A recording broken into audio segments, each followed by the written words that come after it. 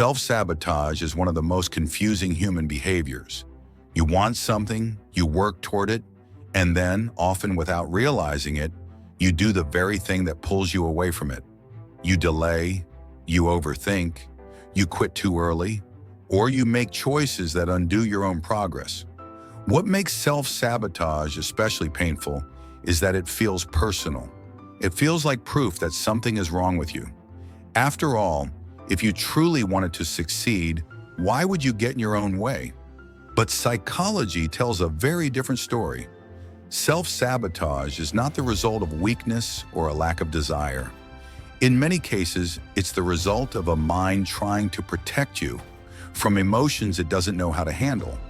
To understand this, we need to look at how the brain interprets success, failure, and identity. Most people assume that success feels safe, but for the brain, success often brings uncertainty. It raises new expectations. It changes how others see you. And most importantly, it changes how you see yourself. If your identity has been shaped around struggle, comfort, or familiarity, growth can feel destabilizing rather than exciting. The brain prefers the familiar, even when the familiar is uncomfortable.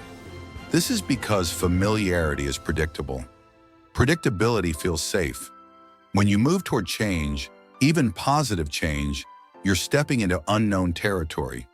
Your brain doesn't automatically interpret that as opportunity. It interprets it as risk. This is why people often sabotage themselves right before a breakthrough.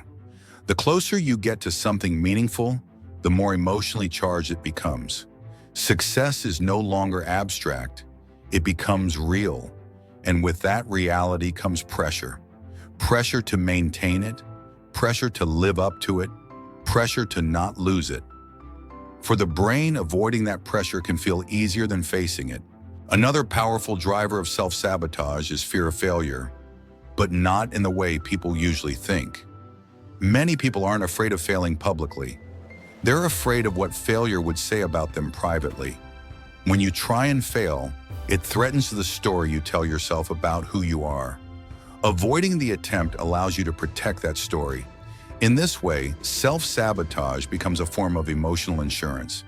If you don't fully commit, you can always tell yourself that you could have succeeded if you tried. The cost of not trying feels smaller than the cost of trying and failing. But there's another layer that's even deeper. Self-sabotage often comes from unresolved beliefs formed long before the current goal ever existed. Beliefs about worth, competence, or belonging. If on some level you don't believe you deserve success, your brain will unconsciously steer you away from it. Not because it wants you to fail, but because success would create internal conflict. The mind strives for consistency. If your self-image says, "I'm not the kind of person who succeeds," then success creates dissonance. Something has to give. And often the brain chooses to protect identity over progress. This is why willpower fails again and again in the face of self-sabotage. Willpower targets behavior, but self-sabotage is rooted in emotion and identity. You can force yourself to act for a while, but eventually the underlying conflict resurfaces.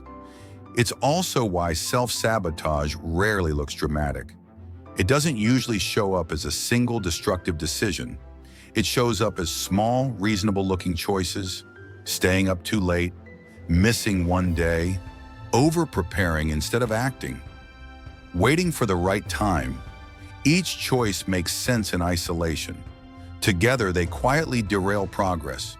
The brain is very good at justifying avoidance when avoidance protects emotional comfort.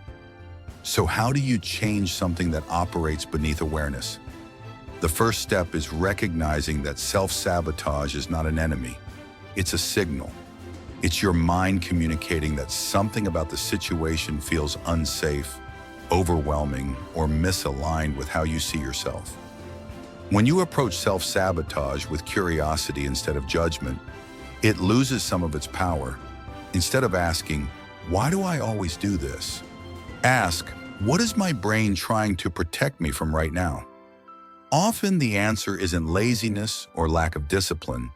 It's fear of disappointment fear of exposure, or fear of change.